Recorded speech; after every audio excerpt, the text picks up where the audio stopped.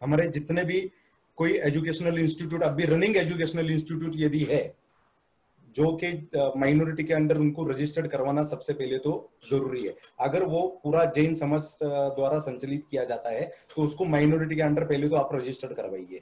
उसके फायदे क्या क्या होंगे? सबसे बड़ा फायदा ये होता है कि उसमें गवर्नमेंट का इंटरफेरेंस बिल्कुल नहीं के बराबर हो जाता है। जैसे यदि कोई भी एजुकेशनल इंस्टीट्यूट है तो उनको 10% रिजर्वेशन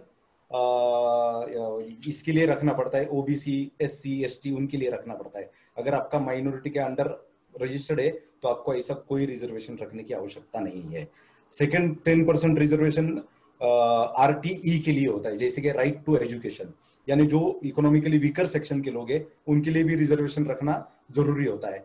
तो अगर आपका माइनॉरिटी स्टेटस है आपके एजुकेशनल इंस्टीट्यूट को, तो आपको ऐसा कोई भी रिजर्वेशंस रखने की आवश्यकता नहीं है। थर्ड थिंग, आपका जो स्टाफ का सिलेक्शन करना होता है, तो काफी स्टेट्स में काफी जगह पे स्टाफ भी गवर्नमेंट की तरफ से प्रोवाइड किया जाता है या उनसे प्लेसमेंट्स होता है।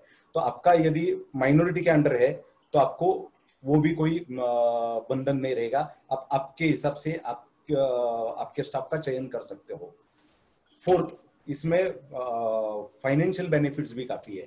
फाइनेंशियल बेनिफिट्स के बारे में यदि हम बताएं तो 5 लाख से लेके तो 2 करोड़ रुपए तक का अनुदान है। अनुदान, लोन नहीं। तो 5 लाख से 2 करोड़ का कैसे अनुदान है? तो जैसे आपको कोई छोटा सा एक कंप्यूटर लैब बनाना है या कोई साइंस लैब बनाना है, तो वो निर्माण करने के लिए आपको गवर्नमेंट की तरफ से फंडिंग दिया जाता है। आपको आपके स्कूल में 10 क्लासरूम्स ऐड करने हैं, तो वो बनाने के लिए आपको कोई एक हॉल बनाना है, वहां पे एक कोई नया हॉस्टल का निर्माण करना है, तो इसके लिए गवर्नमेंट की तरफ से टोटल फंडिंग दिया जाता है आपको। ये अनुदान है जो कि आपको लौटाना नहीं है। 5 लाख से लेके तो 2 करोड़, 2 करोड़ रुपए तक अलग अलग स्कीम्स के जरिए है। उसका बाकायदा एक एड निकलता है सेंट्रल गवर्नमेंट के जरिए, और हर पेपर में उस एड के बारे में विज्ञापन दिया जाता है। उस टाइम पे, उस पीरियड में आप उसको अप्लाई कर सकते हो। तो सबसे पहले तो जरूरी है कि अपना जैन समाज का हर एजुकेशनल इंस्टीट्यूट पहले तो माइनॉरिटी के अंडर रजिस्टर्ड हो जाए। अभी माइनॉरिटी के अंडर रजिस्टर्ड कैसे करोगे? तो सभी स्टेट्स के एजुकेशनल, सभी स्टेट के जो गवर्नमेंट की जो वेबसाइट्स है उसमें एजुकेशन डिपार्टमेंट का एक अलग से पोर्टल होता है, उस पे आपको ऑनलाइन अप्लाई करना होता है। वहां पे ऑनलाइन अप्लाई करिए, डॉक्यूमेंटेशन से उसके लिए। और इसमें सबसे अहम बात यह है कि आपका जो बायलॉज है, आपके जो ट्रस्ट का जो बायलॉज है, वो ट्रस्ट के बायलॉज में एक क्लॉज के फॉर माइनॉरिटी कम्युनिटी, यानी for benefits of minority community. ये जो ट्रस्ट बना है ये माइनॉरिटी कम्युनिटी के बेनिफिट के लिए बना गया है, यानी माइनॉरिटी का उसमें उल्लेख होना जरूरी है। अभी हो सकता है आपका पुराना ट्रस्ट है, उस टाइम पे बायलॉज में आपने माइनॉरिटी इंक्लूड नहीं किया होगा, तो चेंज ऑफ रिपोर्ट के जरिए आप किसी भी एडवोकेट के पास जाइए जो कि ये चैरिटी कमिश्नर के काम करता है या चैरिटी डिपार्टमेंट के काम करता है, तो वो आपको चेंज ऑफ रिपोर्ट तुरंत बना के दे सकते हैं। और चेंज ऑफ रिपोर्ट करके आप माइनॉरिटी का एक क्लॉज आपके बायलॉज में डाल लीजिए, और उसके बाद ऑनलाइन अप्लाई करना पड़ता है। ऑनलाइन अप्लाई में डॉक्यूमेंटेशन आपके स्कूल के सब, यानी जो स्कूल के जो अप्रूवल्स है, आपको कंसर्न अप्रूवल्स वो सब देने पड़ते हैं, आपके ऑडिट रिपोर्ट्स देने पड़ते हैं, आपके जितने भी ट्रस्टीज है वो सब जैन है, इसका कम्युनिटी सर्टिफिकेट, रिलीजियस सर्टिफिकेट जो होता है वो देना अनिवार्य होता है। ये सब लिस्ट जो है इसका, वो वेबसाइट पे भी अवेलेबल है, या तो आप मुझसे संपर्क करके वो लिस्ट में भी आपको प्रोवाइड कर दूंगा। ऑनलाइन अप्लाई करना होता है, और यदि 90 डेज में आपका स्टेट गवर्नमेंट से अप्रूव नहीं होता है किसी भी कारण से, विद एनी डैम रीजन, तो after 90 days you can directly go to NCMEI, national commission for minority educational institutes. उसके पास आप 90 डेज के बाद अप्लाई करके विद इन 1 मंथ आपको ये स्टेटस मिल जाता है। तो ये स्टेटस मिलने के बाद आपको फाइनेंशियल लाभ क्या क्या है वो भी मैंने बताया, और आपको एक फ्रीनेस मिलता है। इसके अलावा अगर आप कोई आपका यानी जैन समाज का एक कोई अलग सब्जेक्ट स्टार्ट करना चाहते हो आपके स्कूल में, आप वो कर सकते हो। कोई अगर नया एजुकेशनल इंस्टीट्यूट खोलना है, कोई नई जैन यूनिवर्सिटी अगर आपको स्थापित करनी है, कोई मेडिकल कॉलेज खोलना है तो इसके लिए गवर्नमेंट के पैरामीटर्स होते हैं, जैसे कि अगर कोई भी एक सिटी हम मान लो कि अहमदाबाद है, अहमदाबाद में अगर मेडिकल कॉलेजेस कितने होने चाहिए इसका गवर्नमेंट का एक दायरा होता है, एक क्राइटेरिया होता है। मान लो कि 10 मेडिकल कॉलेजेस हो सकते हैं, उससे ज्यादा नहीं हो सकते। तो 10 अगर अहमदाबाद में ऑलरेडी 10 वर्किंग है, फिर भी यदि हमारा कोई जैन एजुकेशनल इंस्टीट्यूट अगर वहां पे मेडिकल कॉलेज खोलना चाहता है तो being a minority educational institute उनको वो परमिशन दी जाती है 100%। आपको कोई जैन यूनिवर्सिटी खोलनी है तो आपको तुरंत उसके लिए भी परमिशन दी जाती है।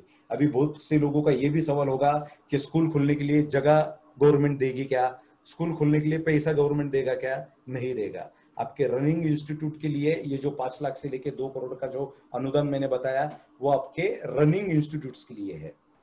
नए इंस्टीट्यूट खोलने के लिए जगह गवर्नमेंट अब पहले मिल रहा था, अभी नहीं मिलता है आसानी से। हाँ, कुछ स्टेट्स में यदि आपका वाकई में कोई पॉलिटिकल इन्फ्लुएंस अच्छा है तो शायद आपको मिले, बट ऐसा कहीं यानी माइनॉरिटी के लिए दिया जाए ऐसा कोई क्लॉज नहीं है। आपके यदि संबंध अच्छे, संपर्क अच्छे गवर्नमेंट के लिए और आप यदि जगह का जुगाड़ कर पाते हो उनके साथ तो इट्स वेल एंड गुड। मगर गवर्नमेंट की तरफ से माइनॉरिटी इंस्टीट्यूट खोलने के लिए कोई फंडिंग दी जाती है तो नहीं दी जाती। हाँ, रनिंग इंस्टीट्यूट के लिए जरूर फंडिंग दी जाती है। Next question. सर, जो आपने अभी ये सब बताया जिसमें अपना रजिस्ट्रेशन ऑफ न्यू इंस्टीट्यूट या जो इंस्टीट्यूट चल रहे हैं उसको कितना लोन मिलेगा और वो सब आपने बात बताई है। लोन नहीं मिलेगा, आई रिपीट अर्पित जी, ये लोन नहीं है, ये अनुदान मिलता है जो कि आपको रिपीट नहीं करना है या रिपे नहीं करना है। तो it is not a loan, it is a subsidy. या फाइन सर, तो इसमें एक और इसी के साथ जुड़ा हुआ एक प्रश्न और है कि सर इसमें बच्चों के लिए मतलब जैसे जैन हम यूनिवर्सिटी खोलते हैं, जैन स्कूल खोलते हैं, तो उस टाइम पे इसमें एक उसमें कंपलसरी कुछ रूल रहेगा कि इसमें 50% जैन लोग ही होने चाहिए या 100% जैन होने चाहिए, इसमें कोई परसेंटेज रहेगा या ये ओपन फॉर ऑल रहेगा, मतलब कैसे इसका सिस्टम रहेगा सर?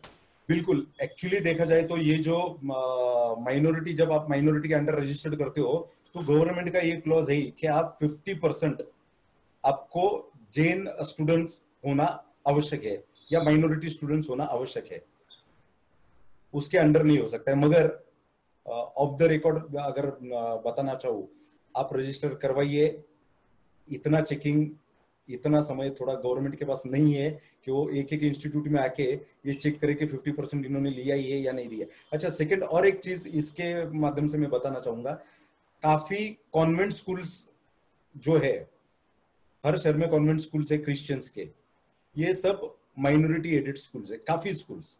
और हम लोगों में तो वो होड़ होती है ना कि कॉन्वेंट स्कूल में बच्चे को भेजना है। महावीर एजुकेशन सोसाइटी है तो उसमें नहीं भेजेंगे, मगर सेंट महावीर है तो उधर भेजेंगे, लोगों को स्टैंडर्ड चाहिए ना। तो ये सब जितने भी क्रिश्चियंस के एजुकेशनल इंस्टीट्यूट है ये सब माइनॉरिटी एडेड एजुकेशनल इंस्टीट्यूट से, तो वहां पे अपने को 50% का कोटा है, मगर उसके लिए अपने को झगड़ना पड़ेगा। ये इतने आसानी से हमें एडमिशंस देते हैं नहीं। वहां पे जैन का नाम जब जाता है तो उनको पता है 1,00,000, 2,00,000, 5,00,000 डोनेशन मिलना ही मिलना है। तो यदि आप वहां पे प्रॉपर फाइट करते हो तो आपको वहां पे मिलेगा भी। आप एक बात अगर नोट करोगे, सभी स्कूल्स में अब भी माइनॉरिटी सर्टिफिकेट्स मांगे होंगे कि आपका सर्टिफिकेट लेके आओ, कम्युनिटी सर्टिफिकेट लेके आओ। तो ये क्यों मांगे है? क्योंकि ये उनको गवर्नमेंट को आगे भेजने होते कि इतने माइनॉरिटीज को हमने ऑलरेडी एडमिशंस दिए हैं। वहां पे तो माइनॉरिटी कोटा में एडमिशन हो जा रहे हैं और यहाँ पे अपने से 1,00,000 रुपया, 2,00,000 रुपया, 3,00,000 रुपया डोनेशन के नाम पे लिया जाता है। तो आप कॉन्वेंट स्कूल्स में या जो भी अलग अलग क्रिश्चियंस के स्कूल्स है वहां पे आप देखिए, अगर माइनॉरिटी एडेड स्कूल है तो आप वहां पे फाइट करिए एडमिशन के लिए। 110% बिना 1 रुपया एडमिशन दिए वहां पे आपका एडमिशन, सॉरी डोनेशन दिए आपका एडमिशन होना जरूरी है।